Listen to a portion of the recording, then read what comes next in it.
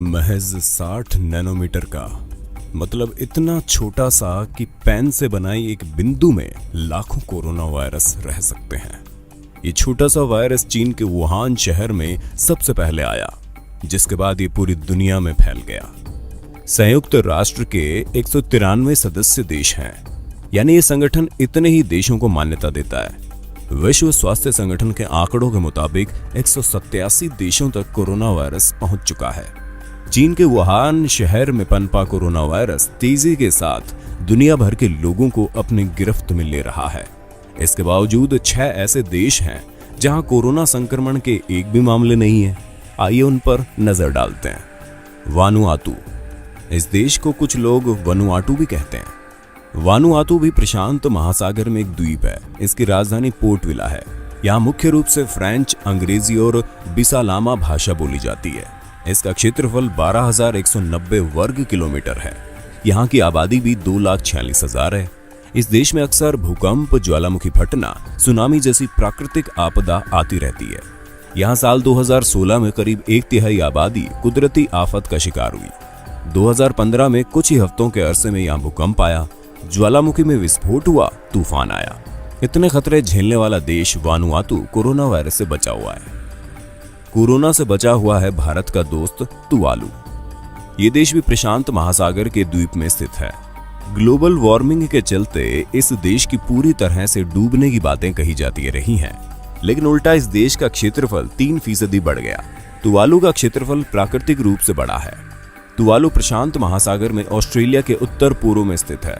इस देश का कुल क्षेत्रफल 26 वर्ग किलोमीटर है और यहाँ की आबादी महज 10,000 है। इस देश का भारत के साथ काफी अच्छा संबंध है। हाल ही में इस देश ने केंद्रीय मंत्री अश्विनी चौबे का जोरदार स्वागत किया।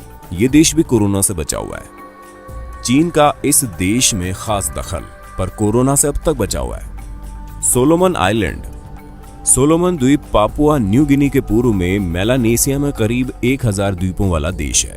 यहाँ का क्षेत्रफल करीब 28,400 वर्ग किलोमीटर है, यानी कि 10,965 वर्ग मील। यहाँ की आबादी करीब 1200 है। इस देश की राजधानी गुआडलकेनाल द्वीप पर स्थित होनियारा है। खास बात यह है कि इस देश ने 2019 में चीन के साथ अपने राजनीतिक संबंध जोड़ लिए। सामरिक दृष्टिकोण से ये देश काफी अहम है।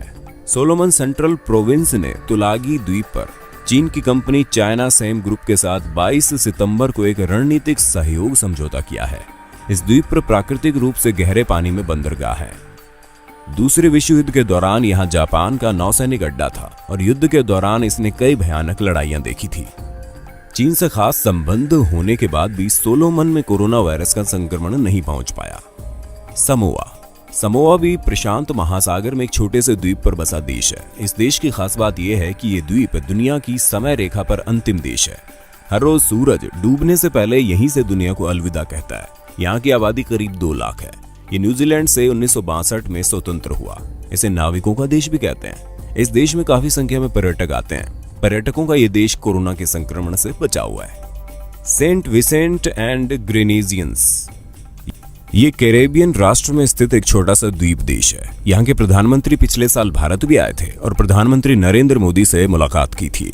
यहाँ भारतीय लोगों की अच्छी खासी आबादी है, करीब 6%। यहाँ की जनसंख्या करीब 1,09,991 लाख है।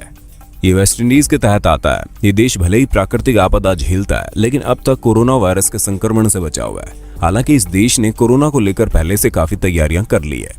कोरोना से अमेरिका पस्त, उसी से आजाद हुआ पलाऊ मस्त। प्रशांत महासागर में स्थित एक द्वीप पर यह देश बसा हुआ है।